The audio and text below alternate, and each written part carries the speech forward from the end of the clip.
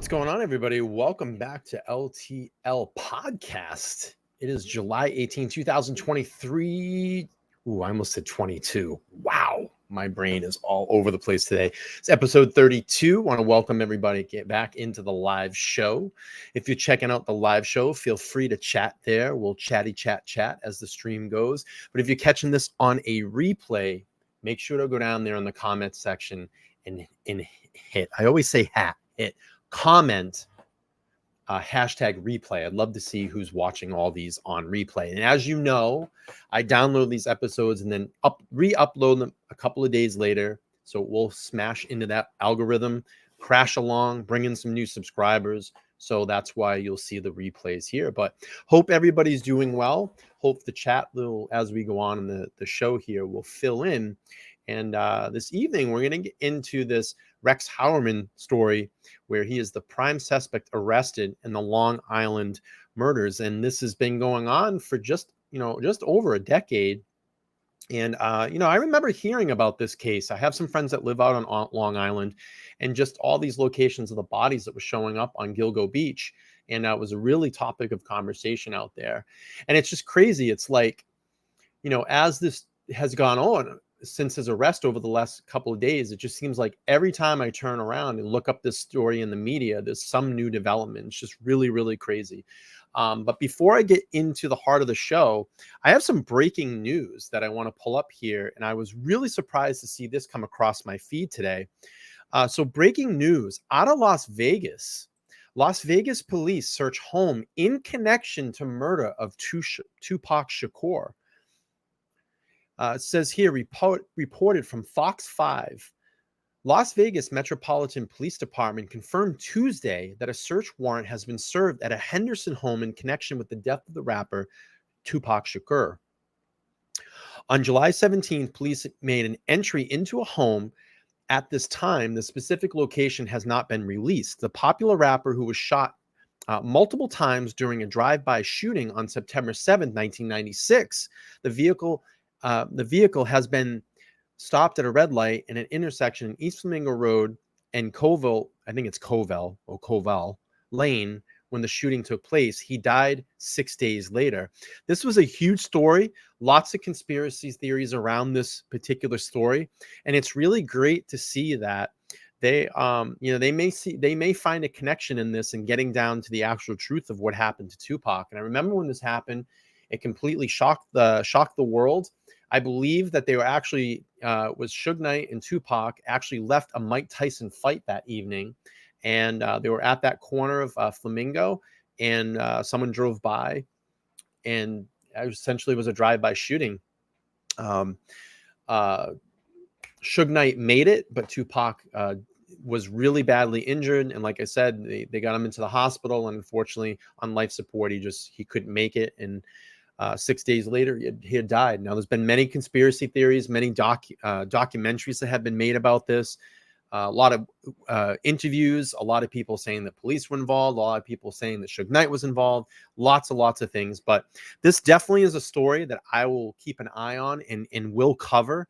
It is going to be a huge topic of conversation if they do find someone in connection being responsible to Tupac's murder. So really great to see that they're making some way in that case. Hopefully it puts, a lot of the rumors to rest, and, we can get down to finding actually who did this to Tupac.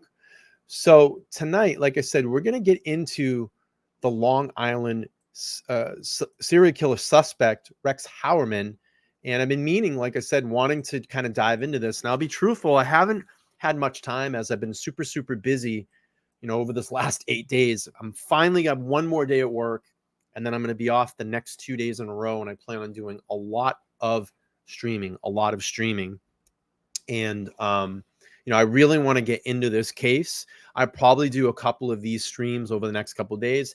And then towards the end of the week, we'll definitely pop up with our usual Idaho show. So, before we get into the show, like I said, I want to just pull up some of the people that are in the chat. I appreciate y'all being here. Brenda's here. Jessica's here. Thank you so much for being here. We got Detective John. I'm going to drop the link for Detective John in a couple moments, have him come on the panel. He said he wanted to hang out. I said, gladly, you can come over and hang out with us. Ron Jones is in the room as well. I see my Nightbot is working. That's great. Frey is here as well. Donna G in the house. Oh man, there must be, how many Idaho streams are going right now? Karen T is here. Tanya's here. What's up, Tanya? How are you? Kathy Baker's in the room. Let's see. And that's all I have. Terry Dean's made her way in here as well. And yeah, the chat should fill up here. Hopefully we get, a little bit in here and little people going tonight. No Idaho streams right now. Wow. It's a miracle there's no Idaho streams. Thomas in the house. What's up? Mary's here as well. She's always over here hanging out. Doodlebug is here. I love it. Everybody checking in. This is great. As you check in, please make sure to smash that like button. I really would appreciate it. All right, let's drop the link for Detective John. Let's get him on here if he wants to come hang out. We'll wait for him here. But in the meantime, while we wait for him to come in, and Tanya, hey, if you're in the room, you want to hang out, by all means, you're welcome on the panel anytime. So we have an update in here. I saw this really compelling story out of the New York Post, posted at 2:30 this afternoon. And this is just a bizarre case, a wowzer bizarre case. And I'm going to get into some more things that are going on as well. Some breaking news about an hour ago in this particular case. We got Detective John in the house. What's up, brother? What's up, my man? How you doing, man? Hold on. Yeah, Are they hearing me on the show or just you? Yep, I can hear you. Right. And it's live. Everybody can hear you as well. I got you there. Oh, maybe you bounced out. Yeah, I'm here. All right, brother. But it's weird. Well, we are a little weird. We're all a little weird. Hold on. Yeah. Okay, is that better? Yep, that's much better. All right, I had two streams going at once. My bad. I gotcha. I'm figuring this out, man. You'll get it. All right, so breaking news, some updated news on this case today. And like I said, I haven't really been able to deep dive into it, but I will over the next couple of days. And, we'll do some surface layer stuff this evening. I have the PCA. I don't think we're going to get through any of that tonight, but we'll just do like kind of an update show here this evening. And I definitely would love to come back, do a stream where we actually read through the PCA and see how they actually formulated all the evidence to get this guy or to make him, suspect number one. So let's see here. Long Island cops ignored vital lead that could have led to Rex Heuermann 13 years ago. Wow, it's really crazy stuff. It's out of Suffolk County. I'm going to enlarge this a little bit here. Actually, I have it pretty large, actually. Suffolk County cops ignored a key tip in the grisly Giglio Beach murders for over a decade and had a general description of a suspect in a make and a model of a car he drove, which they failed to act upon 13 years. It was only when a new task force went back over the evidence in the case and re-interviewed a pimp that clues pointed to Rex Heuermann, 59-year-old architect, who is now charged with 3 counts of murder. So I have kind of a problem already with the beginning of this article, and Detective John, if you want to jump in here, but let me get my point. So it's saying that they ignored a key tip. Now, look, you have multiple tips that come through a particular case. I mean, what did they say in Idaho? They had over like thousands of tips. I don't know the actual number on it. So, get down on me if I don't have the actual number correct, but I think it was thousands of tips. So, I mean, to sort through all of that information, what's real, what's credible. I'm sure they may have looked into this particular tip and maybe put that aside. I'm not really sure how tips are handled, and maybe Detective John can jump in a little bit here in a second. But I don't know if they ignored it. Maybe it just didn't point them in a certain direction at that particular time. And then going back over the case file and looking it over, maybe revamping some new evidence. What do you think, Detective John? Well, is that Suffolk County? Is that what it is? Suffolk County, right? How big is that department? Have we looked that up yet? How many sworn do they have? Let me see. Can you Google that real quick? Yep. And I'll make a point here. So Suffolk County, isn't that by Amity and all that, like Amity Horror? I think so. And so they have New York. So they filmed Jaws. Yeah. So as of right now, 2349, but this is 13 years ago. So, I mean, you could probably think that the force was a lot less. I don't know what Is how that many 2349? That's not sworn. 23 sworn officers, Yeah. because that's a So huge department. it says here, police officers 2349. Yeah, that's huge. But we So don't know if it's doubled in size in 13 years, right, right. So what happens is, when they form a task force, they need to throw some fresh eyes on it. You've got a case that's, nearly 10 years old. So, they often bring task force and they bring multiple jurisdictions in, surrounding counties, surrounding cities, and they pick the best of the best to be on this task force. So, fresh eyes are always great to have, because everybody's got their own investigative theories and techniques. And, I've been a part of many task force. I was, on some homicides on task force and DEA task force and things like that. But it's always great to get different perspectives from other investigators. And, it also opens the door to, potential crimes that they're investigating. Let's see if we have a link, Yeah. maybe we've got some DNA that might be applicable to this case, and we can try and put this stuff together. But I think forming and I'm speculating, but I believe forming this task force is probably what solved this case.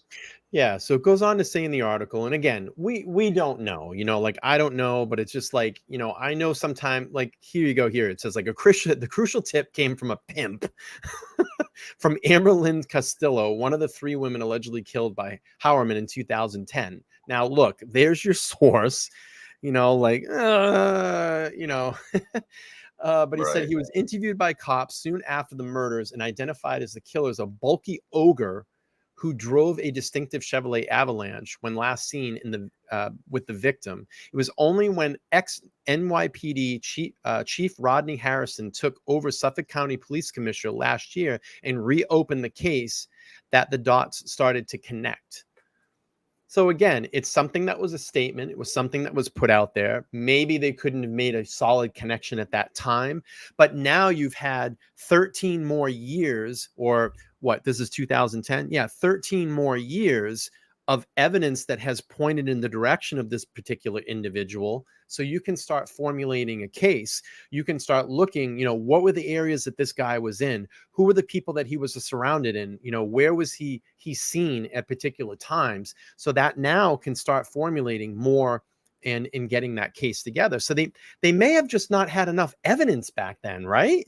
I mean, Right. to Yeah. point Well, the direction of this guy. that's an old lead, and it took some fresh eyes to look at it and go, wait a minute, I would be surprised if he still owned that Avalanche. Right. But a Chevy Avalanche, if anybody knows what a Chevy Avalanche is, it's kind of that ugly Chevy. There you go. It's kind of, they put that plastic, whatever you want to call it, behind the quad doors, and it always fades out and turns that Yeah. milky white. It's supposed to be shiny black. I thought that was the ugliest truck Chevy He's ever a came out big with. dude, bro. This guy's a He is a big big dude. dude. He looks like he's 6'6" to me. Yeah. And they're saying, how big are they saying he is? I mean, he's big. I don't know. Maybe someone in the chat knows. If you know his height, could you throw the height in the chat? That guy's a monster. Yeah, His he's shoulders are freaking. huge, bro. His shoulders are up to that the bald dude's Yeah. head. I mean, he's a And freaking. he's not. Hey, pardon the pun, but this guy's a monster, Yeah, and he's a monster. he didn't have a hard time, Doing what he did. whatever, Yeah. snapping necks or whatever he needed to do. I'm Right. sure. He's 6'6", 275, they said. Wow, that was a Holy good guess, bro, wasn't it? Wow. 270. Yeah. He's not going to be anybody's bitch in jail. I can guarantee. Nah, you. he's a big dude, man. So he was arrested to ties of the Giglio Four, the women. Let's see. The body of Bartholomew was found on Ocean Parkway in December 2000, sparking fears of a serial killer in the area. Yeah, I don't want to read too much of the article. Just wanted to drop this up a little bit, but I do have some video clips here I want to play. There was just an update an hour ago, and check this out. This is going to blow your mind. So they're actually now looking in South Carolina and Nevada with connections to this guy. We are going to turn now to another story that's been making big news for the last several days. There is new information tonight in the widening investigation into the accused Long Island serial killer. Authorities have expanded their search into South Carolina as we learn suspect. Yeah, and I was going to say, and I know I stopped the video, and he goes, "You stopped the video," because I have a thought in my head. I've heard he has property in Massachusetts as well too. So, well, I'm wondering if these bodies in South Carolina were in burlap bags, burlap bags. It's crazy. Because if they were, then I'm going to roll the dice and say this is our guy. Yeah, 100%, 100%. Yeah, and I mean, I think they have a DNA profile on this guy from pizza crust, and that's what led them in the direction. It's crazy. That's crazy. It's like I said the other day. There's going to be more bodies. This guy didn't just kill 8 people. I'm gonna go out and say there's much more. Yeah, much more. All right, let's play through this and see what they got to say here. Rex Heuermann owns property in Chester County. They are also opening an investigation in Las Vegas, where Heuermann owns a condo.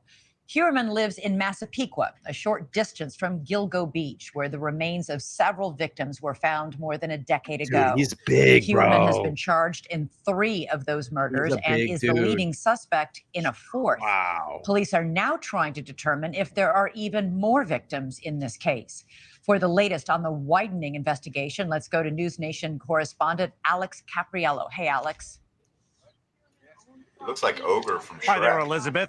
With these new investigations launching in other law enforcement jurisdiction, it really is deepening fears that these attacks that we're seeing right here in Long Island are not isolated, but actually could extend to other areas of our country.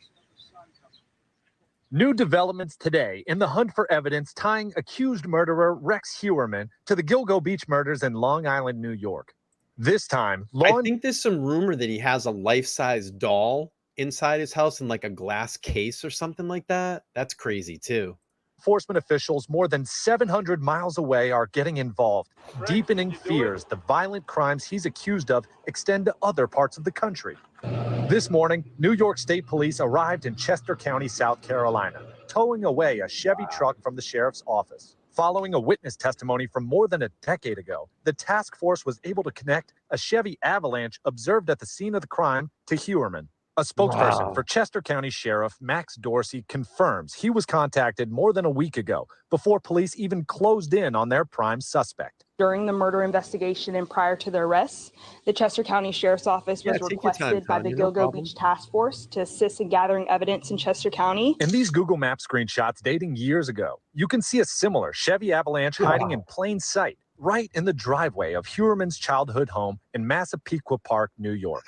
The same home where he still lives today, that's been searched by investigators for more than 5 days. News Nation has learned Heuermann also owns several lots in Chester County, nearly 22 acres of rural land. His brother also reportedly lives nearby. Records also show Heuermann owns a condo with his wife near Las Vegas, Nevada. Las Vegas Metro PD confirmed to News Nation that it is examining all of its unsolved cases to see if there may be any connection to Heuermann. John Ray. Dude, that would, like, I was just thinking about John, like, this guy was known for, if it is him, and again, we have to say suspect because he's the accused right now. But if the accused, this guy's prey was, prostitutes, Las Vegas would be a plethora for this guy out there. Yeah. And I'm curious, and I don't know, somebody else may know, were these call girls or were they street prostitutes? Right. There's a difference. Right. I heard someone mention a pimp, back in 2013. I mean, you didn't really have call girls like you have now. You did, just not, it wasn't as easy. So he may have, worked up to higher class call girls, because a couple of those girls in their pictures, they didn't look like they were rough. You know what I mean? Right. They looked like kind of high dollar girls. Yeah. But I don't know. I don't know enough about the case. Sure. I just making an observation. I know that. I'm sorry. I know that. Hey guys, How you doing? I went over this case the other day. Good to have you here. Yeah, it's good to be here. I was like, I'm going to go over to Brian's live because I did mine earlier today, so it worked out really well. But yeah, so actually Shannon Gilbert, the woman that they found first, but she was like the last of the people that were found there. Shannon Gilbert, she was a call girl, but she was like an escort, if you would. Like she had higher paid clients. Exactly. I don't know if all the girls did, but I'm assuming maybe they did, or maybe they didn't. Maybe some did, maybe some didn't. But I know Shannon Gilbert, she did. She had more of a clientele, more of a I don't know if you've seen like pictures of her or not, but like this girl was just absolutely gorgeous, like absolutely stunning. No one, you know what I mean? Like no wonders why she had a high paying clients. Wow. I mean, she was a stunning girl. Guys probably wanted to go on little dates with her. Yeah. Can you imagine? Can you imagine this? Could you imagine, because he buys the condo in Las Vegas to be out there because call girls or street prostitutes are so accessible out there? Can you imagine that? And imagine, if they find out that there's hundreds of girls, that this guy may have been involved with, it would be crazy. It would just, and he was smart about it. Like he was using burner phones. Yeah, it's crazy. Like one phone to one person, then he gets rid of the phone. Man. Right after the unalivings, he had a way about him. I mean, he had it down for 13 years. Shit, that's a long time. I would be interested to see in a search warrant if they found all of the burner phone numbers. Yeah, and then they could put together, that he put a number next to a girl, like the girl you said was number 1. This is phone number 3. That would be very telling right there. But burner phones, I'm on the fence on burner phones because there's so much illegal activity that's perpetuated because of burner phones. Yeah. Well, they even used cast. They somehow used cast still, and I was like, "Whoa, that's really impressive!" Like, can't even get a burner phone anymore. That's why the FBI has cast. I mean, burner phones are probably one of the main reasons why. Yeah. Because it's so hard to get an SW on a burner phone, But cast info doesn't lie. We can track it through credit card transactions and things like that. Right. All right, let's finish this up. This video, we'll move on to the next one here. The attorney representing victims Jessica Taylor and Shannon Gilbert is convinced the harder police look, the more evidence they will uncover connecting Heuermann to other missing women cases across the country. This is something he was addicted to. This gave him ecstasy. This gave him satisfaction. And he loved, apparently, the chase. He loved the taunting and the harassment of the relatives. So the chances are very strong that he's killed other people. Yeah, this is crazy. Harassment of the relatives. And at this moment, Heuermann is only accused of killing 3 of those Gilgo Beach murder victims, although he is considered the prime suspect for a 4th. Elizabeth? Yeah, there was a rumor that he, I think, Tanya, you get some background noise. There was a rumor that he called one of the victim's sisters from like her phone or something like that. I don't know. Maybe Tanya heard something. I heard something like rumor about that. What was the question? So he used a victim's phone to call the victim's sister? Did he, Tanya, did he say something? Oh yeah, he was doing that. Sorry, it took me a minute. I read the PCA. He was using the victims' phones to call the victims' families and pretty much torment them. And he was all of his Google searches, I couldn't even read them to my chat. I had to freeze the screen, and because I was like, there are going to be code words here everywhere. No one's going to know what I'm talking about. So I just put it on the screen for like 3 minutes. I said, everybody read what you can, screenshot it or something.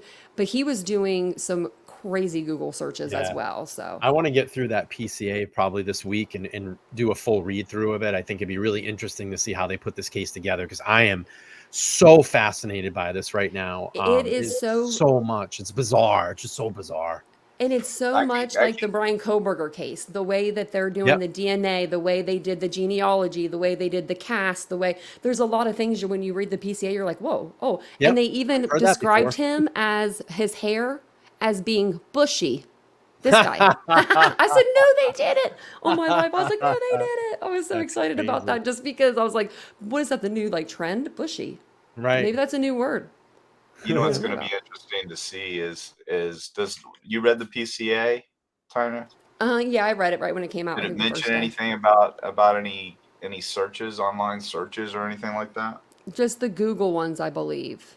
I need to read back through that. I read it kind of just on a live. Anything that he knows or knew that he was being surveilled, and I bet you too that he's been counter surveilling. If anybody doesn't know what counter surveilling he has been. Means, they got him they got him like looking up like all of the crimes and all of the the girls that were unalived, and he was looking into the case like deep looking into it over the last 13 years. He was. And I bet you in that surveillance footage, once we see it, you're going to see that if he was doing that, then he was extremely paranoid. He knew they were getting close. Yeah. And he was more than likely when you're being counter surveilled, for those that don't know. So if I'm following you and I suspect and you suspect that I'm following you, that you would dip. You would make counter movements to see if if you're being followed. That's why when you do surveillance, you don't just use one car. You have somebody else. You have two or three doing it, so that if he does that, you can just keep going straight. If he dips, and then the next car will pick up the surveillance. But counter surveillance is very common, and I bet you we're going to find that was taking place. So that's pretty telling right there. That's crazy. And then earlier, Brian, you said something about the doll in the case. Yeah, that was real. They brought it out. Wow. I saw it. They brought it out? Yeah, on one of the news stations. Maybe Daily Mail. There has to be. It's probably on Daily Mail. Like, it sounds like something Daily Mail would have. Yeah. Look at the But they're holding it, and it's like life size. Wow. Like, it's pretty big. It's like 3 feet. Oh yeah, for my a doll. But I mean, like, this is a grown man. This is a grown man. Like, and that guy's huge. It rubs the lotion. Come on, Brian. Right. I didn't realize how big he was. Rubs the lotion. Come on, do it for the fans, bro. Come on, you can do it. I heard you doing it. She wouldn't be a big fat woman, would she? Would you? It rubs the lotion. Lotion on the skin, or it gets the hose again. That was beautiful. He's really big. That guy's huge. How tall is he? We need like him and Brian Kohlberger stand like side by side, standing up. Yeah, right. Because that guy's huge. 13, would you? All right, we got Brian started now. Yeah, I'll get another fan club, buddy. Oh yeah, the dates are gonna come. That woman, would you? All right, let's play this video. We're learning more about the evidence in the state of New York related to the suspect charged in the Long Island serial killer case at Gilgo Beach. Rex Heuermann faces charges in connection to the killings of several women found along that New York Beach highway more than a decade ago. Detectives say that DNA from a pizza crust is what links the suspect to the murders. A source familiar with the case also told CNN that Heuermann asked about media coverage of the case when he was arrested last week. He asked during his jail intake, quote, "Is it in the news?" Joining us now, Court TV crime and justice correspondent Matt Johnson. Good morning to you, Matt.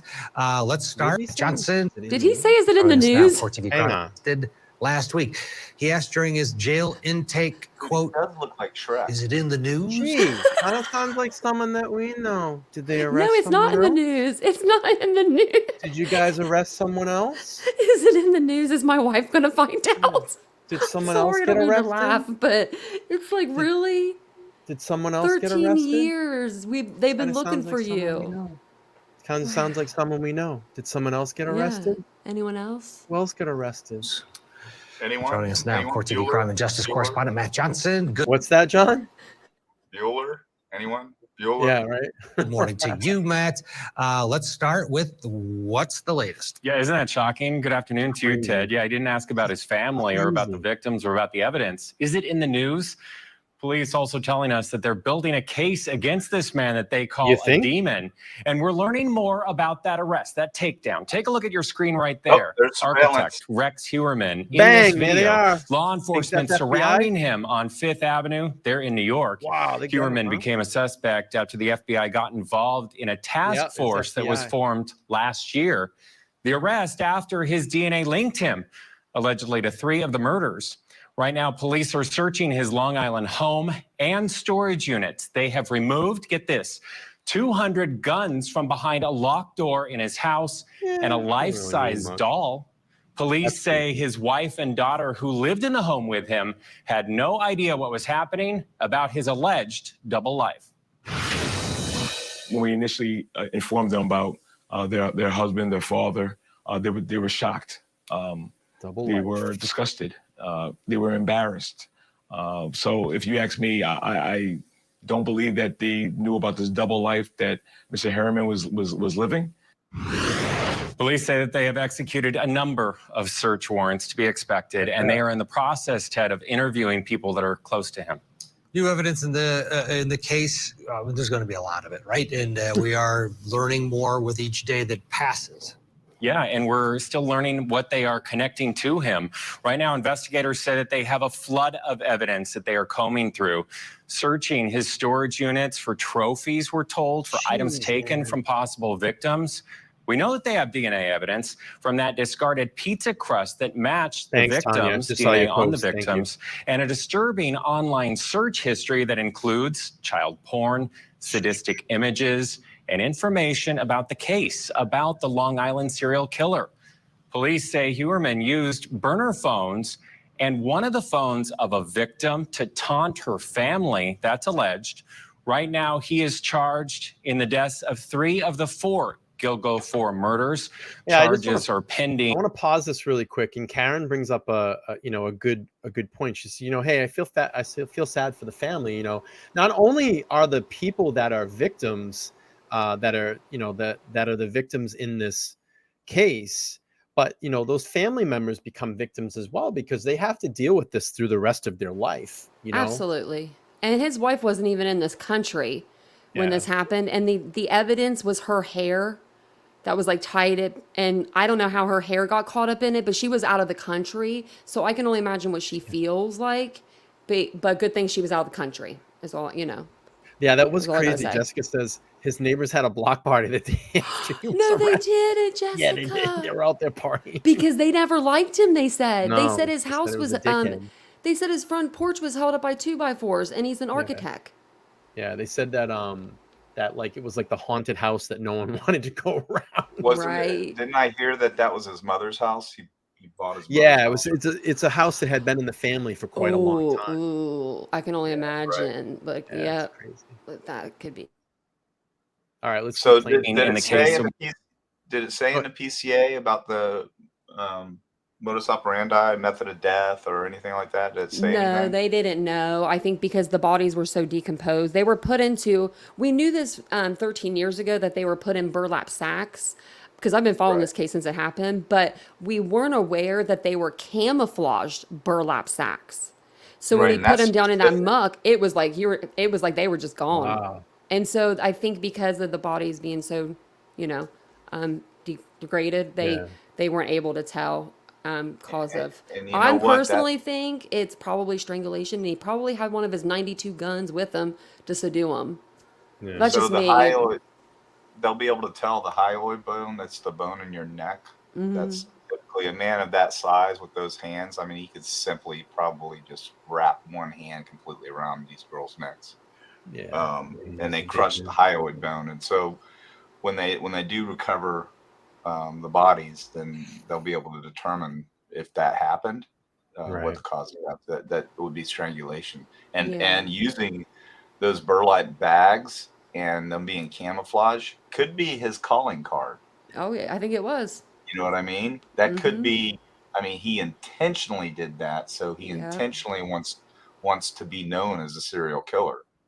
Yeah. That's very interesting. Very interesting stuff. That's why that South Carolina case and potentially the Vegas case, maybe that's what they're running into. All right, let's keep playing through this. Maureen Barnes. Good stuff, guys. So it's going to take a little time. I'm not sure exactly what the time frame is, but it is Tanya. Because the hair follicle was somewhat damaged and trying to match the DNA connected to the hair, it may take longer than we anticipate. But if it does come back as a match, then we'll definitely charge him with the murder to Mrs. Barnes. So again, more possible arrests, more possible charges pending. Heuermann pleaded not guilty to the 6 murder charges that he faces for the 3 alleged victims. He's also being held without bail. He's expected to be in court on August 1st, Ted. All right, Matt Johnson, thank you. Matt will be keeping us updated throughout the day here on Court TV on this very disturbing trial.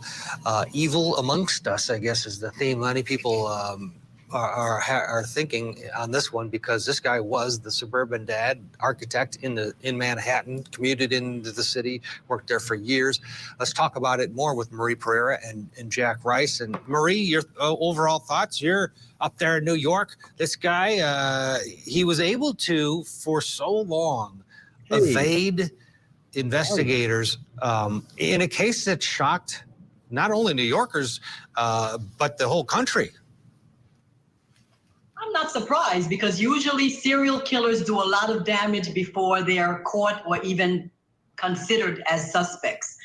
I mean, this defendant is cloaked in a presumption of innocence, but so far, the state seems to be building a good case with DNA evidence. If it adds up along with the computer searches and digital evidence, it's mounting against him. But I think it's an ongoing investigation. They still are finding things in his house. I almost laughed out loud when I heard about the life-size doll and then the 200 guns, and his family had no idea. I will definitely be going about 15 minutes from where I live to that courthouse when the case is on. Ooh, we're gonna have you on here when you walk out of the courtroom. The evidence that you can feel when investigators are confident, right? And they are confident here because they do have the double whammy of he does fit descriptions of witness testimony and that DNA that they work so hard to, because they have hair. They just needed to find out who they should zero in on, and you add the phones into it. It's a lot like Kohlberger, right? I mean, this was a very extensive investigation, but you could tell they're kind of puffing their chests now. They got their guy. Well, they do in their mind. In this sense, at least from the beginning. And I think of this like a threat. He said it. So when the people in the room weren't really, they had it in the background. They heard what Kohlberger? What new stuff? What? Oh, wait, no, it's not it. Hey, Brian. Yeah, buddy. So just interesting. I just pulled up camo burlap bags on Amazon. Yep. You want to pull it up? Yeah, I pulled them up the other day too. $22.49 for a 12 foot by 54 inch. Just kind of gives people an idea of what a burlap bag camo would look like, and how easily. So here's a point that I want to make is on the search warrants, when they're searching all of his digital stuff, they may find that he actually ordered these on Amazon. Right. And they can track, just like BK allegedly ordered a K-bar knife. Right. Yeah, absolutely. That's usually the go-to supply store for all these crazies now. This would be 2013. Well, we gotta look. They delivered a murder weapon right to your house, allegedly. We gotta look back though, because this was 2010. Yeah. 2010 was were we doing Amazon in 2010? Not like we are today. We were doing Home Depot, probably Lowe's. He probably went to a store and probably paid cash, and it's probably gone. I mean, after this many years. But he's not smart, so probably not. And he probably ordered it off eBay. eBay was the thing back then. Right. I think they just found somebody recently, but I'm not sure on that. I know that they didn't start investigating again until like last year. They let it just sit for a long time. Right. And then they got a new police chief or whatever, and he was like, "We're doing this thing." So I was ordering stuff offline 10 years ago. You were on Amazon? I can't remember if I was or not. Yeah, it was probably just there. It was more of a book site back then, though. Yeah. I mean, it's just starting to get into like goods and stuff like that. Yeah. But I mean, he could, like you said, Tommy, he could have bought it, Harbor Freight, anywhere like that. Yeah. But I mean, Harbor Freight has them. That seems like the go-to place now for all these fucking murder weapons. Like, gonna get it from Emmett. Why not? They'll just deliver right to my house. Like, dude, I ordered something last Saturday and I got it on Sunday. I've ordered same day and gotten it same day. Yeah, here in crazy. Ohio. We have a DC right here in Daytona. So I was like, on Sunday? Really? I wasn't expecting it till like Tuesday. Anyway. I felt weird. Go ahead. No, I'm just saying anyway. Yeah, I felt weird when I actually ordered that K-bar knife. Like, I was like, fuck, man, it's kind of weird. And then, like, I got it. And then I just felt weird having it in my house. So I ultimately ended up just returning it because I wanted to use it for a demonstration purpose when I did the stream that time. And just to show everybody what one actually looks like if they hadn't seen one. But I felt weird. I started getting, like, weird nightmares and shit. I think just knowing that it was here. And I'm like, I get that thing out of the house. So I ended up just returning it. This is too weird. Oh, you wanted to get out the hot list, man. Yeah, right. I returned it. Yeah, I returned it. All right, let's play it. Attached to a sweater. When you can get your fingers on that one thread and you start pulling, it's what's attached to everything else that's going to make so much difference here. And if we think about the DNA that's there, that's extraordinarily important. Juries love that. And that's really important in terms of identification. Yes, but there's the new DNA.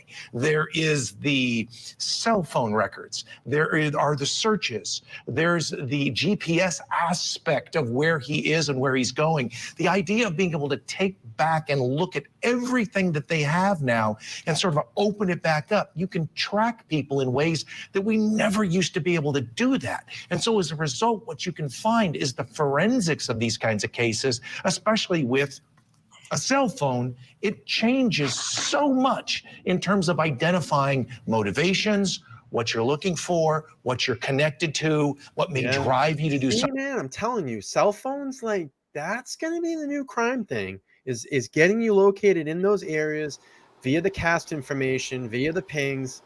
That's going to be the thing now, is cell phones are going to tie a lot of people to crime. So this is his house? Yeah. Yeah. Would have thought it'd be in the future, and you think about that thread again, you start pulling on that.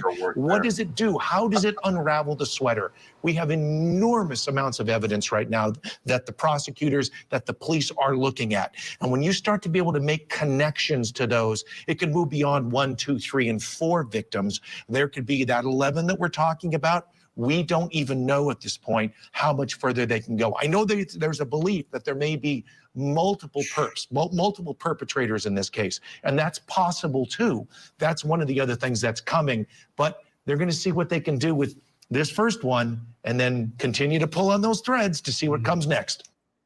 They're saying multiple perpetrators? Really? They think there's more people involved?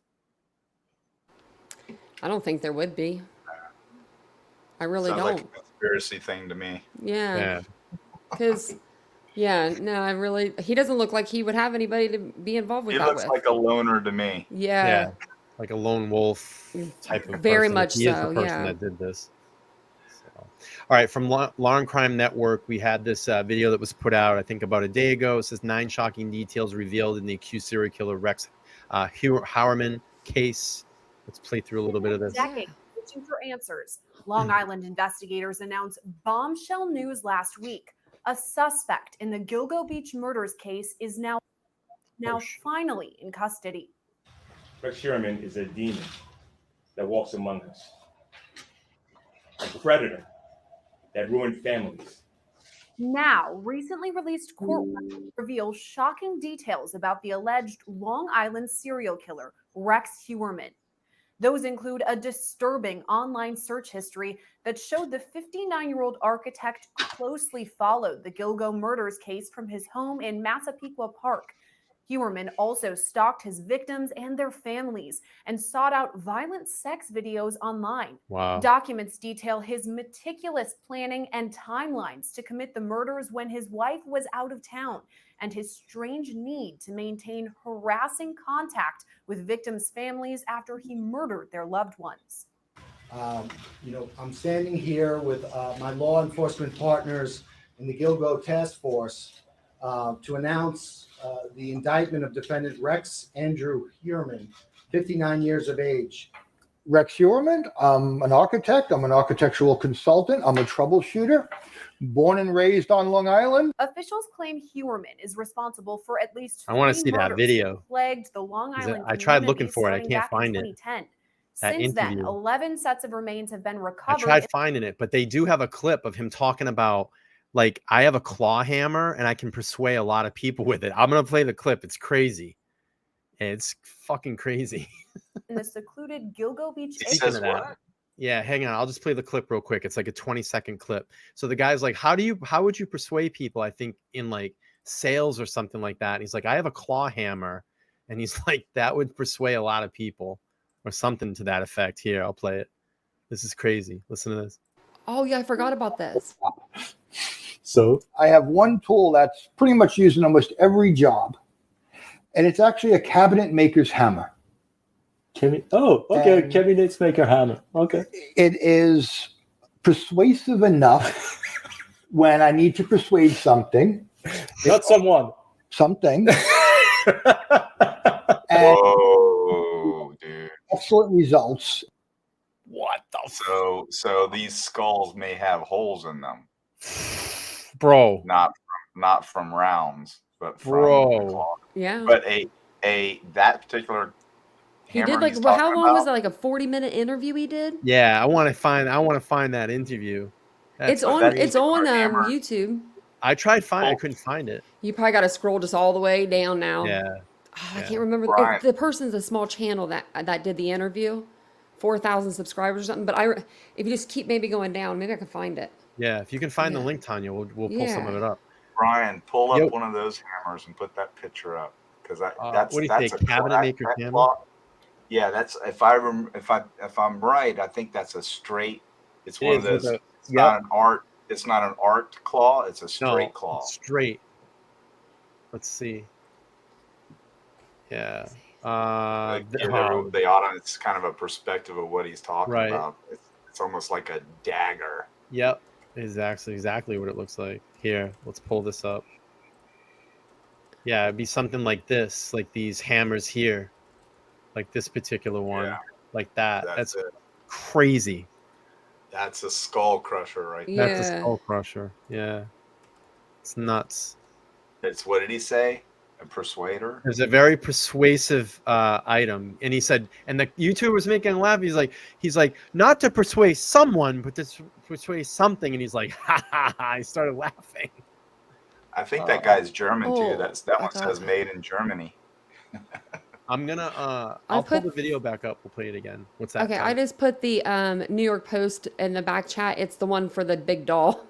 So whenever you want to. Oh, you got it. Yeah, I'll pull it up. Yeah. Yeah, I'll pull that up. Where the hell was that interview? It's like 32 seconds long. Shit, it's not my history now. That's I can look for the interview too. Yeah, it was like I got it. I found it. Hang on. I want to play that again. This is nuts. Yeah.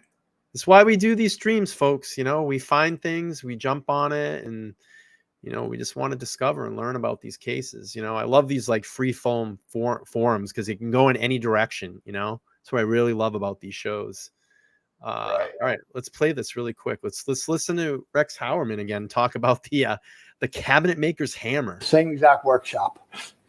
So I have one tool that's pretty much used in almost every job, and it's actually a cabinet maker's hammer. Cabinet maker hammer. Okay. It is persuasive enough when I need to persuade something. God. You got to put that on the tag on the show. You gotta actually have that. Excellent. Jeez, man. Somebody said, "Don't go buy one, Brian." No, I know. I saw that. I pulled it up. She said, "Don't go buy one." No, I'm not gonna buy one. I promise. Shit, man. No, yeah, he will. He says it's persuasive enough. What? That's a short throw hammer too, so you can whip it really fast. Doesn't have a long hammer. Scary. They probably did it in the car or near the car. I mean, because that's where he had these girls. So. Trauma. Well, if you choke, alert. If you choke somebody out, though, often they can come back. So quick way to end them would be to do that. Incapacitate them. Real quick, we're about halfway through the show. I just want to do this. Just make sure, please go down and smash that like button. If you just came in the room, if you're watching this back on a replay, comment down below with #replay. I love to see how many people caught this. And as you guys know, I download these episodes and re-upload them for the replays as well to push that out into the algorithm. Wow, let's see. This childlike doll removed from alleged Gilgo Beach killer's home as cops search for any trophies. Is it in the video? They got the video? It's like if you go down, well, it might be in the video too, but I know if you go down there, Oh right there. my God, look at this fucking thing, dude. It's got a house and everything. Bro. Dude, that's creepy as hell. It's like an Annabelle doll, like the Annabelle doll. It's like I was gonna say like Annabelle. dolls. Exactly. That's what I was trying to think of the name of the movie. My mom had porcelain dolls, and I was not cool with those. I accidentally broke one as a kid, and I thought my mom was gonna like die. Like literally, I thought she was gonna have like a panic attack over it. It was like her mother's, and they scared the crap out of me. And I was like, she like was trying to glue it back together. I'm like, no, just get rid of it. That's some get rid of the shit. doll. I don't like them. Richie says, "What a cool guy! I want to have a couple of beers with this nut." I'm still scrolling for the interview too. I'm fucking kidding, man. Guys, we're not disrespecting anybody. Absolutely not. We're just making light of some of the stuff. This is crazy. Sometimes you have to, like. This is nuts, though. And look at how like perfectly carved the cabinet is and everything. It's like he got her a nice one. Jeez, man. Woo! I wonder if they have it. I wonder if there's video of them taking it out. Now, to make a point, does that guy look like a serial killer? Kind of. Allegedly, yes. Yeah, I would say. Now there he does, but in the interview, does he look like a serial killer? That's the thing, man. That guy looks like. They all look like us. Yeah. I mean, Ted Bundy. They blend in. Colbert. Dahmer. BTK. Yeah, BTK was a family guy. Come on, man. Okay. So everybody's like, oh, serious. Everybody has this picture of a serial killer, but really, serial killers are they walk among us. They float around forever for a reason because they're like this guy. Ed Gein. Very unassuming. Ed Gein. Yep. Yeah. Wisconsin. Well, listen, they took that story and took multiple characters to make the Texas Chainsaw Massacre, but Ed Gein was Wisconsin. I think it was Milwaukee, if I remember. Now, Danny Rolling, who was the Gainesville slasher, he was, he was on the street. He did exactly pretty much what BK did, and he killed. Allegedly. Now they're saying up to 8, allegedly. Yeah. And he did it by himself. And he had those saying that there's no way BK could have done that by himself. Not to get on BK. But anyway. Yeah. And this guy could have done all these by himself easily. This is where he said, and I have a cabinet hammer, and it's very persuasive. Fuck, man. It's crazy. What is this interview, by the way? Did I miss that? What was this? Like a job interview or something? It was just talking about, I think it has something to do with the courses or classes that he teaches in architecture. And this YouTuber came out to have I'm on that YouTuber's page, and he might have removed that video. I'm sure he did. Because I don't see it on here, but I know the Hidden True Crime has it, and they're really awesome over there. They usually don't mind if people play, parts of their video. Probably the whole video, they wouldn't even care. It's her and her husband. Yeah, and they're usually really awesome about stuff like that. Yeah. That's why I like Peter Tragos is cool about that shit. Yeah. D. Baker doesn't care. No. If anything, it's going to get them more rub if people haven't seen them and get them over there. So hey, let's get something out there real quick. Yeah. New York is not a DP state, correct? They're not a death penalty state. No, I don't think so. No. Yeah. Liberal state. Yep. But hold on. Wait, did all the crimes happen in New York? Yeah, I think they did. Well, they have a whole roadway where a 3. bunch of bodies were found. Yeah. So that's where in New York, weren't they? They have 3 right now in New York, but they're investigating other cases. So now South Carolina probably is a DP state. Yeah, I would think Las Vegas. I would think Vegas definitely is. Yeah. Is Vegas a DP state? I believe so. Yes. Oh wow. They seem pretty laid back over in Nevada, I would think. Well, it's a red state, isn't it? Ohio, we are a DP state. Barely. But yeah. Yeah, Nevada's a DP state. Oh, wait, hang on. Nevada was first state in the United States to use the gas chamber, execute 32 men, method of 1924 to 1979. Might be, oh, wait, hang on. All executions in Nevada since 1979 have been carried up. I think it's not anymore. It's abolished, right? Yeah. So. Yeah. Just all right. Food for thought. Yeah. South Carolina, Vegas is. Nina says Vegas is. Can you find that 100%, Nina? If you can do that for us. All right, let's play through this. Area of Suffolk County, New York. These young women went missing between July of 2007 and September of 2010. They were Summer found says we in are. December of 2010 by the Suffolk County Police Department, and then there was nothing, absolutely nothing. For the next 13 years, their cases went unsolved until today. In early 2022, officials say a new Gilgo Beach task force comprised of Suffolk County Police Department, the Suffolk County Sheriff's Office, New York State Police, and the FBI was established. Just weeks later, investigators narrowed in on Heuermann as the prime suspect.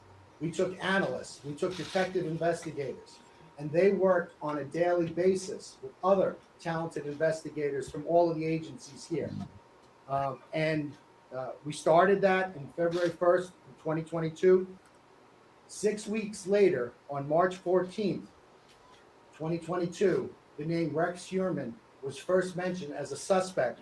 I'm doing more streams on this. This is so fascinating. And there's going to be more stuff that just keeps coming out and out over the next couple of weeks. This is a fascinating case. Hallelujah.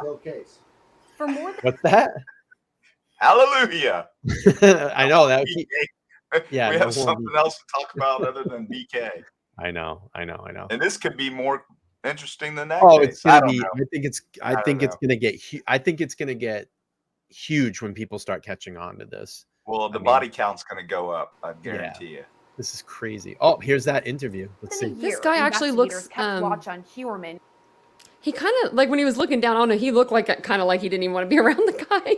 I'm gonna have to look at that guy's body language a little while we watch Let's go back a little bit and see that. Yeah, he was kind of like looking down. For more than a year, investigators kept watch on Heuermann, during which time they used more than 300 subpoenas, search warrants, and other legal processes to collect evidence in the case. Throughout it all, officials believe Heuermann was closely monitoring the Gilgo Beach investigation. Yeah, Between Las March Vegas is a death 2022 penalty and state. just last month, Heuermann made more than 200 internet searches related to the Gilgo Beach investigation, looking up, quote, why could law enforcement not trace the calls that's made what I by was the saying Long earlier. Island Look serial at that. killer? And why hasn't the What's that, John? That's what I was What he was saying looking earlier. up? Look, it's in the PCA. That's what he was looking up. Looking up. Fuck. No way. That's awesome. That's awesome. Crazy. Here, let's read over those, Brian. That's That's stuff that you could read over. Yeah, the stuff that I had was like, why could you can't read it out really. You get probably. Why could law enforcement not trace calls made by Long Island serial killer? Why hasn't the Long Island serial killer been caught?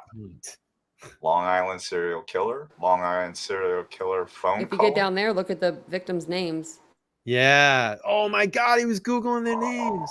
Yeah, and Maureen is the fourth victim, and I'm gonna say that he killed her. I know that allegedly he's the prime suspect, but let's put him in there with the three. This is four. I mean, I don't know. I know that they're saying Gilgo 3, but they have the same DNA. They said Gilgo. Did they? 4. Okay, good, because 100%. I've been hearing 3 a lot, and I'm like, no, it's 4. Maureen has the same DNA as these other women have. I don't know why they haven't charged him with it yet. But they're like, he's the prime suspect in that case as well. But this guy's been under surveillance for a long time. I think it was Melissa's, is the person's phone he was calling, Melissa Barthamy. I think that's how you say her last name. I'm not sure. Yeah. But that's the one phone that he was using and calling her family. Jeez, man. I think it was Who's her sister or something. Who's John Vitroff? Is that a victim? Oh, that's not. Number 14. But that's a good... I don't know. Well, remember there was one Asian male found over there with the bodies. Like that doesn't to me. But Google John Bittroff somebody and see what that comes Tell me how to spell the last name. BIT. It's number 14 right there. Yeah, I He can't. can't see it. BITROFF. I gotcha. BITROFF. And then John JOHN. BITROFF. Bitroff. Who is John Bittroff? There's It's got to be significant, or it wouldn't be in here. From Miu. Is he an attorney? No, it's another. Hang on here. We got something. What is this? Who is John Bittroff? Rex Heuermann's chilling search history raises questions about another Gilgo Beach killer. What? Oh, is he the one that ended up being charged for the other? What the fuck, man? What? I love this shit. This is great. Is crazy, bro. The Gilgo Beach murders are unsolved homicides mystery that captivated the world for decades. I want to read about when he's Googling this shit here. Puzzled Beach, puzzled people. Who's John Here we go. Bittroff? An arrest of Heuermann has also drawn attention to Bittroff, a carpenter from Maynardville, Long Island. In 2014, Bittroff, a married father, resided in Manorville, Suffolk County, was also taken in custody for homicides of sex worker Rita, is that Tangredi and Colleen McAnamy. Excuse me. The connection of these murders are established through a DNA sample obtained from his brother Timothy, who had been arrested and convicted on the contempt of court charge in 2013, resulting in his inclusion in a criminal database. Tangredi, I think I'm saying that right, and I apologize if I'm not. Age 31, was discovered beaten and strangled to death in 1993, while McAnamy, age 20, met a similar fate the following year as per oxygen crime. The bodies of the both women were discovered in a wooded area within close proximity to the Long Island shore, where Tangredi found a East Pathcog, and McAnamy was near North Shirley. These similarities between these murders at Gilgo Beach killings have sparked speculation regarding Bittroff's potential involvement in a larger series of crimes, hitting at a possible connection. What? Well, do you think that maybe he could be? Do you think that maybe if there was a connection, John could be the guy that sets up the girls? Like he goes out and finds the girls for Rex, because Rex is married. He's got kids. You know what I mean? How's he finding the girls and then calling them and then setting all that up without the wife knowing about a burner phone? Because if Vincent had another phone, I would know right now, and he's in the other room. I'd be like, I can hear it. I can smell it. These victims from Bittroff, mm-hmm. Were they in burlap bags? Does it say anything about that? No, it doesn't say. I'm trying to remember if his name was brought up, but this case it's been a while. I just saw it on the PCA. I thought, why is there a dude's name on here? I mean, it's got to be significant, or it wouldn't be there. So maybe he was Googling that guy to see if more charges had come up on that guy. Him, right? And maybe to shake him off the trail, and they were narrowing in on Bittroff, saying, "Oh, he was the one that did all this." Yeah, that's true too. Yeah, that's a good observation. Well, yeah, I mean, if I'm him, I'm wondering whether they're pinning all those crimes on this one guy, and like you said, Brian, the heat's off of me if I did it, right? You know, and they've got this other serial killer out there, so yeah. Oh, it does say right there, number 18, redacted name of relative of Melissa Barthamy. So crazy. That was the one. Yeah, I thought that was. Oh man. Yeah, this is nuts. All right, let's does it say what he said to the family member? They may talk about it, but they might talk about it on here. Yeah, I can't remember for sure. Yeah, let's play this. Long Island serial killer. Wow. On top of that, court documents show Heuermann's home IP address followed the Suffolk County Police Department's Gilgo News website for updates on the investigation. That's why officials opted for grand jury proceedings in his case. The grand jury has two things. It has power, it has reach. You can obtain documents, you can interview witnesses. But the other thing that the grand jury has secrecy. No one knows what you do when you operate a grand jury proceeding. And we knew that when we were investigating this case and when we dealt with the media or whatever it was we were doing, we were playing before a party of one. Because we knew. Hey, Brian, can you stop that for a second? Responsible for these murders would be looking at us. So we were very careful how we handled the investigation. We maintained the integrity of the investigation. Most importantly of all, we maintained the secrecy of that investigation, and I think that's paid dividends as we've seen today. Investigators primarily pointed to Heuermann's alleged use of burner phones. One thing that became immediately apparent was at the time of each of the murders, the murderer, the defendant Heuermann, he got a cell phone and a burner phone, which is prepaid and anonymous. And for each of the murders, he got an individual burner phone, and he used that to communicate with the victims. Then shortly after the death of the victims, he then would get rid of the burner phone. And right away in December of 2012, FBI CAST analysts, special agents with the CAST unit of the FBI, they immediately began looking at that cell site data. They compared the victims' phones with the burner phones, and they immediately honed in on some similarities, specifically in the Massapequa Park area.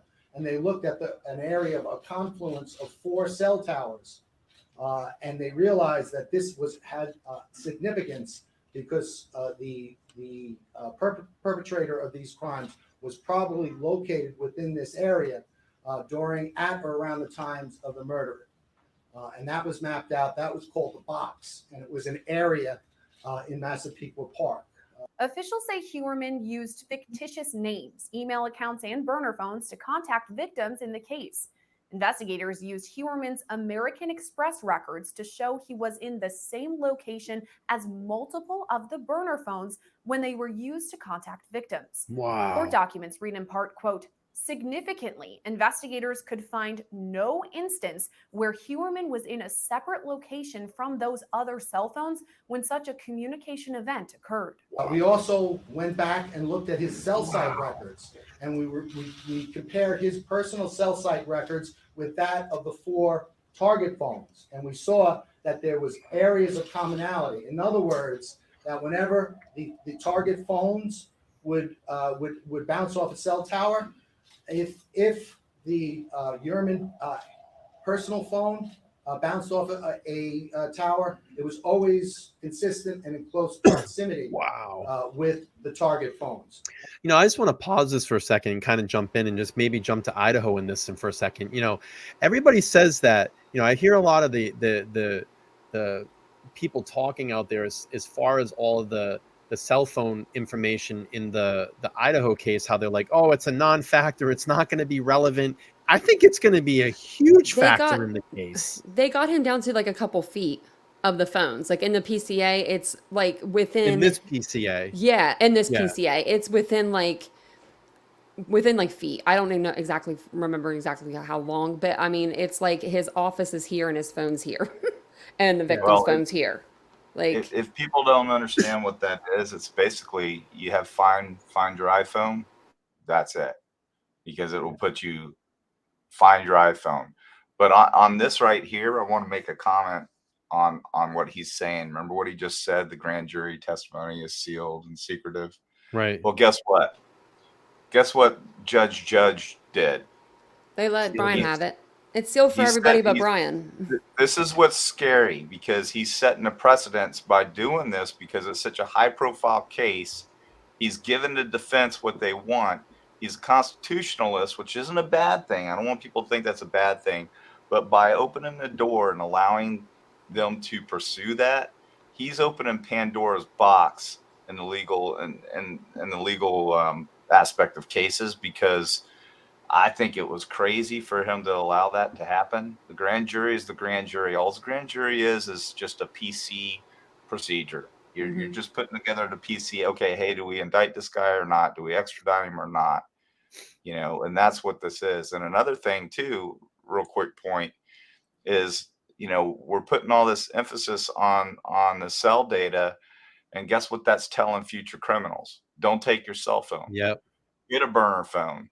Because, and here we are in today's day and age, people are expecting DNA in every crime. And there's often crimes that DNA is not present. Right. So if it's kind of like the glove scenario, if the glove doesn't fit, you must quit. So now what are we going to have? Are we going to have, okay, well, we got a good idea that this guy did it, but there's no DNA. So he's going to get acquitted. Now, okay, well, there's no digital footprint because he left his phone at home. So he's going to get acquitted. You know, it's just, it's a slippery slope, everyone. We need to all think about that for a minute. You know, all this technology stuff is going to, and DNA is going to come back and bite us in the ass one day when it comes to prosecuting people. Just my opinion. Yeah, I think, you know, and that's the thing though too, John, is like we always say that criminals are going to get smarter, and they never really do. They still fuck up and leave something behind. You know what I mean? Like, as much, you know, I agree. I totally agree with your saying. I think, you know, that it is, we're putting things out there to not, you know, don't, you know, if you're going to be a criminal, don't bring your phone, don't be here, don't be in this direction, don't drive in this particular car because it has a thing that can record your, you know, your drive or whatever. But it's like, I think we say all those things, but you know, that's I think the very fascinating thing about criminal investigation is that once we find that one thing, and it starts building those branches on the tree, and it branches out, and you start figuring out all these other things that come in. Like, you know, the article that I first brought up in the beginning of the show, they said, oh, you know, the police, it could have a lead that they had that they didn't act on. But again, we don't know. And listen, and newspapers write articles to sell newspapers and have you look at their website and get clicks. We don't know if they had enough information 13 years ago to steer them in this right direction. That's why, you know, they had that first paragraph. It was like, oh, they missed the tip. But if you read on, it said, when the new guy came in, they reopened the case file because there was new leads that were coming in, and they looked at all the old tips and they said, you know what? Maybe it is this guy, you know? Yeah. Well, also, you know, we got to keep in mind too that on a spontaneous act or an impulsive act, yes, that's going to happen. But when you have somebody that's got a mind and is premeditating something, and you know they're going to kill their wife or their husband or what have you, and they're planning this years in advance, and they're just waiting on the opportunity. If they do it right, I mean, they could certainly say, hey, you know, I wasn't there. My cell phone didn't ping there. My DNA is not there. Right. You know, and these are all compelling things when it comes to jurors today. They want to see that evidence. Yeah. And it's going to be very hard to prosecute people moving forward if you have, you know, somebody that's smart enough to think about these things. Yeah. Just putting it out there. Yeah, absolutely. Richie, welcome to the memberships. I appreciate you joining up and becoming a monthly supporter. Thank you. Like the picture. That's pretty cool. Did you put mascara on that? And let's see. I just saw bushy eyebrows. Yeah, oh, wait, he had bushy eyebrows. Pull that back up. He had bushy eyebrows. I wonder if that guy's being a smart ass. Don't you judge Rich and what he does with his cat. It is a great cat. Kelly P's asking, but can absence of photo data also be evidence? Can absence of phone data also be evidence? Can absence of phone data also be evidence? I'm not following you. What do you mean? There's no data. It means like if they're like okay, so since Brian Kohlberger didn't take his phone with him, the absence of the phone data, will that show like in favor, I think is what she means. I kind of know what you mean. So no, that can actually help with the prosecution, because if you show normally that you have a routine, even if you don't know it, you have a routine with your phone. So if you don't go, you know, turning your phone off every night at 2:42 a.m. and then turning it back on, you know, she's a little bit later. Off. Yep. Yeah. She's on the same like that. path. Yep. Yeah. Right, 'cause we're talking about so it. yeah. So it could definitely, if he has it turned off and he's used to not having his phone off at that time, they're gonna show that. That's gonna be like, okay, that's way out of left field. Just like when people let their phone die, people have been caught on murder charges for that shit. Like, they're like, this dude has never let his phone die in 15 years, but he let his phone die 4 times this night, and I've seen it like on those like ID channel shows. So I think that it could hurt him. It's circumstantial, but it can certainly be used if that's answering a question. Yes. Yeah. I would have just left it on at home. When you're laying the foundation as a prosecuting attorney and the team, you're laying that foundation. Okay, here's what didn't happen. That's kind of unusual. And it's all preponderance of the evidence, and circumstantial evidence can be used. Do you think he took his cell phone with him that night because he was afraid, because he was new to that area, and he only went there 12 times, let's just say, and he went that weird route that he wouldn't be able to get his way home, so he wanted that GPS on his phone? Yeah, I believe that's why I just thought of that.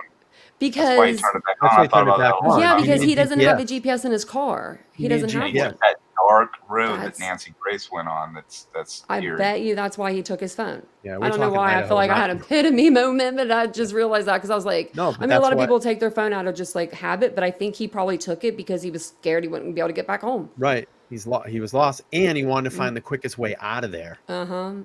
All right. Didn't really care about the way there, to there, but no. Let's do about another 7 minutes. I do want to keep the stream under an hour and a half because I've been doing like 2.5 hour bangers. You have. And we need to cut these down to about an hour and a half. So we'll get through the rest of the 7 minutes, and then we'll do a 4 or 5 minute wrap up at the end of the show. We'll get out of here. But I am coming back this week and doing more of this. It's just insane what I'm finding out. And at no time was there ever an instant where those target phones were, for instance, in New Jersey, while the defendant was on Long Island. So that was completely consistent. Investigators say Heuermann was also consistent when selecting victims and disposing of their bodies. They were buried in a similar fashion, in a similar location, in a similar way. All the women were petite. They were they all did the same thing for a living. They all advertised the same way, and there were similarities with regard to the crime scenes. All the women were bound at the head, at the midsection, or at the chest, and later at the legs. 4 primary victims identified in this case: Maureen Brainerd Barnes, Melissa Bartholomew, Megan Waterman, and Amber Costello were working as escorts at the time of the murder. Yeah, those are escorts. Investigators note Heuermann's internet search history included specific searches for sex workers and torture-related porn, including, quote, Mistress Long Island, Mature Escorts Manhattan, and girl begging for rape porn. But officials allege Heuermann got more specific with his research too.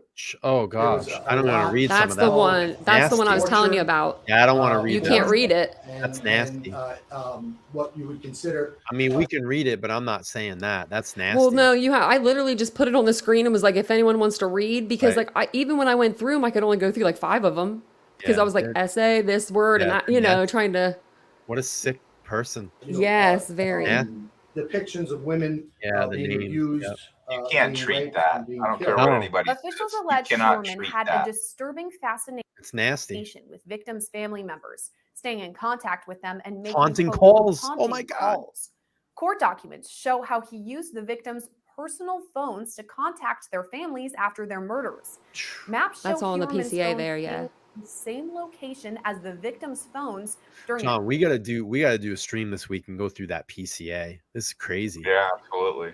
Time frame when their families received calls. He was compulsively searching pictures of the victims, but not only pictures of the victims, pictures of their relatives, their sisters. So he was stalking them. And he was trying to locate those individuals. What's more, he was trying to locate them. Point out Heuermann's wife was out of town when multiple victims were killed. We looked at the Heuermann family travel records, and we learned that during the murders of the last 3 women, Bartholomew, Waterman, and Costello, that during the commission of those murders, the defendant's wife and children were out of New York State, and he was alone in the tri-state area. Though his wife may have been out of the area for multiple of the murders, investigators say what is believed to be her hair was recovered on multiple victims' bodies. Wow. One of the things that we did is we followed him because we wanted to get an abandonment sample. So I wonder what the burlap bags were being which used we were able to do. They were being used to so you couldn't see the bodies because it was like a marshy. There's like, okay, so it's like marsh area. That's not what I'm saying. I'm saying what they were at the house for. If his wife's hair is on the burlap bags, then they were in the house. Like, yeah, they could have been in the garage or whatever. Yeah, she could have used them for planting pots, like, or trees. Yeah, I'm just saying, what did she had contact with them? So Yeah. It's kind of like if you had the burlap sacks and say you have a dog like in your car and had dog hair in there and you threw the sacks on there, it would pick up that dog hair. That's what I think it was. Maybe it was her hair shedding in the car because she was out of town. He threw it on the floor and picked up her hair. Mm-hmm. Could be. Yeah, like she didn't have any connection to the victims. Yeah. Yeah. No, but it could have been something that she actually was using. Right. Yeah. That's crazy. Fuck, this is so weird, man. This is We good also stuff. got DNA samples, abandonment samples from his family. And then we went back and we got mitochondrial DNA testing.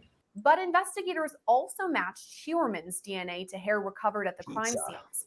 According to court documents, investigators recovered a pizza box Heuermann threw away in January 2023.